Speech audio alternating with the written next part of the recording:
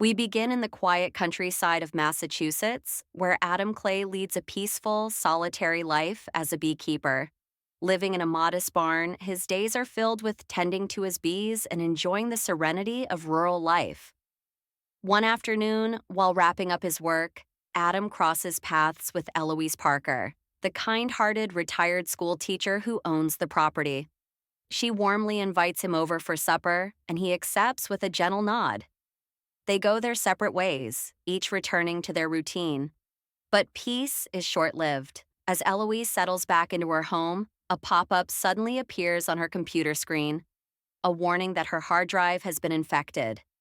Concerned, she contacts the number provided for help, unaware that it's a scam. The person on the line calmly walks her through a series of steps to secure her funds, urging her to transfer money to a safe account. What Eloise doesn't realize is that she's just fallen victim to a phishing scheme. Within moments, $2 million is siphoned away, money she had been managing for a children's charity. Crushed by guilt and betrayal, Eloise is overwhelmed. The emotional weight proves too much. That same night, she tragically takes her own life.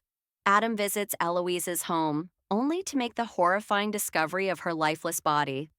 He's arrested on the spot by FBI agent Verona Parker, Eloise's daughter, who suspects Adam may have had something to do with her mother's death. Though he's initially treated as a person of interest, Adam is quickly cleared of suspicion.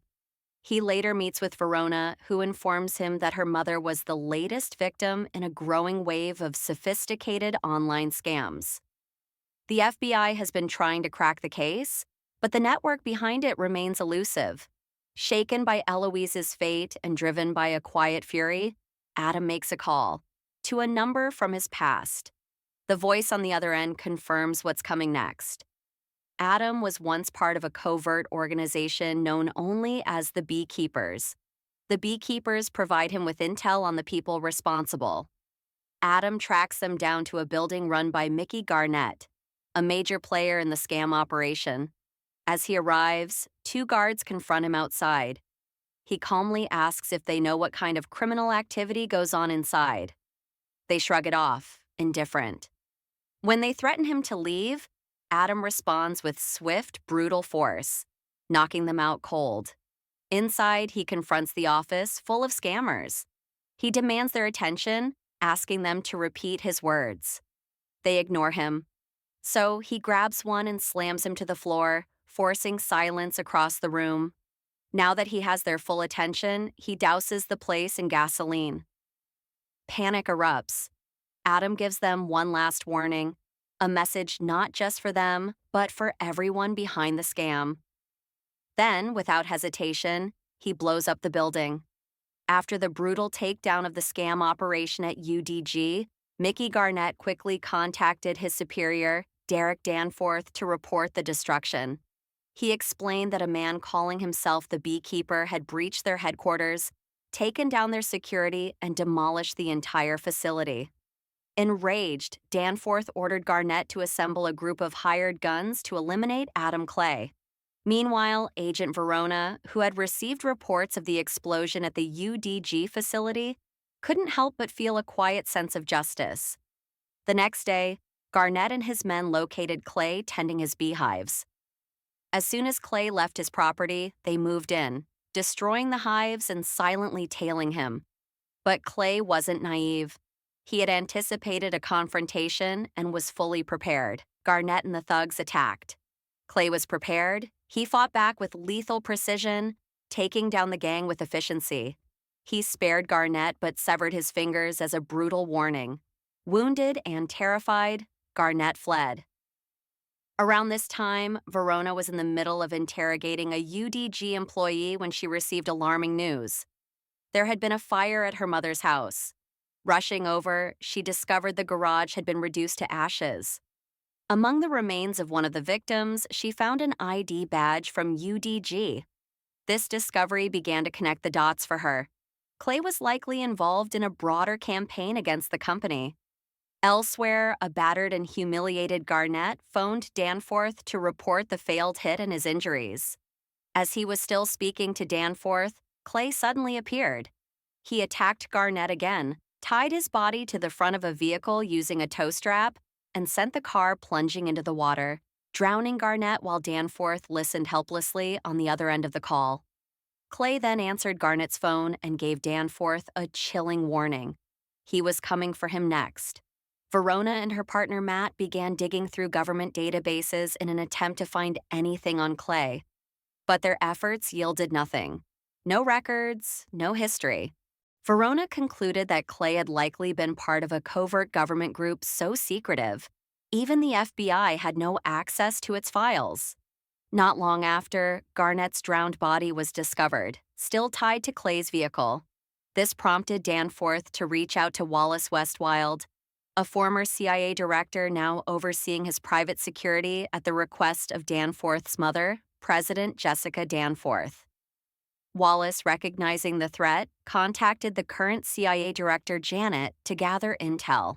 Janet revealed that Adam Clay was a retired member of the Beekeepers, a highly classified and elite Black Ops unit. Without delay, Wallace told Janet to eliminate Clay.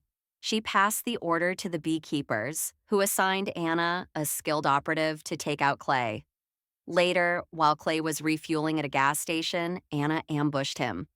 But she underestimated her target.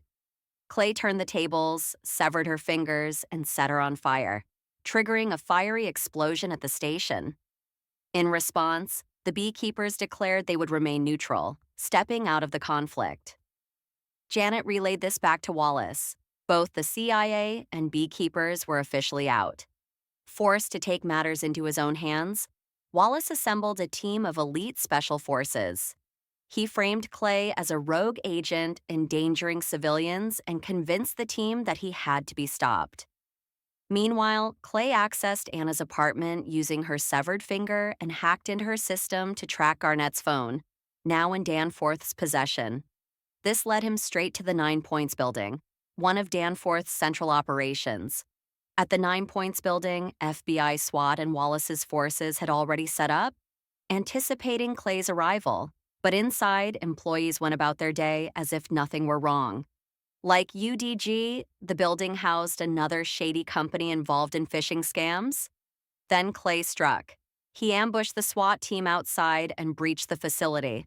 Disguised among the workers, he moved swiftly but was eventually recognized by one of Wallace's operatives. A fierce battle followed. Clay eliminated the special forces one by one before cornering Rico, a top NSU executive. When Rico hesitated to give up his boss's identity, Clay made it clear no one was above justice. Terrified, Rico gave in.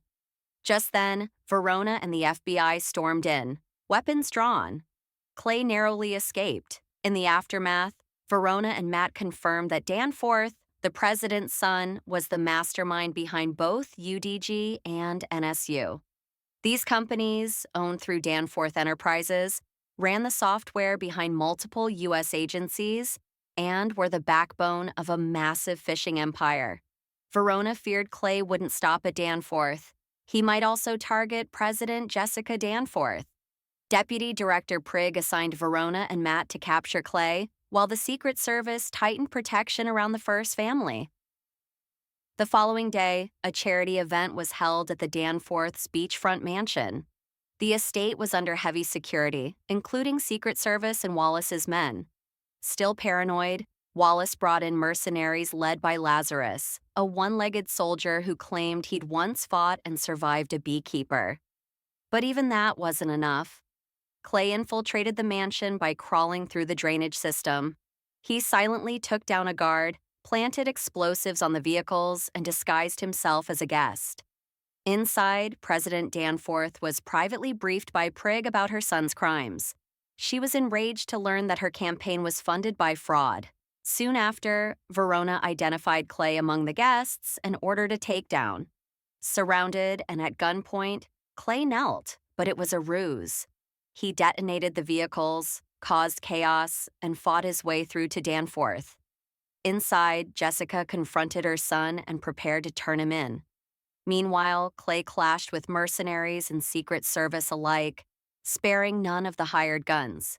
He eventually made his way to the final hallway where he battled Lazarus in a brutal showdown and won. Wallace tried to reason with Clay at the door of the president's office. Clay responded by breaking Wallace's fingers.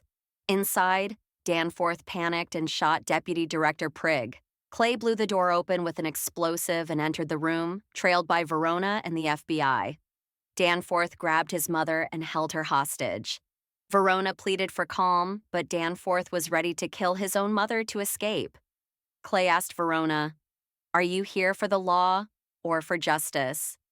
In that moment, seeing Danforth's intentions, Clay pulled the trigger, killing him to protect Jessica and end the corruption.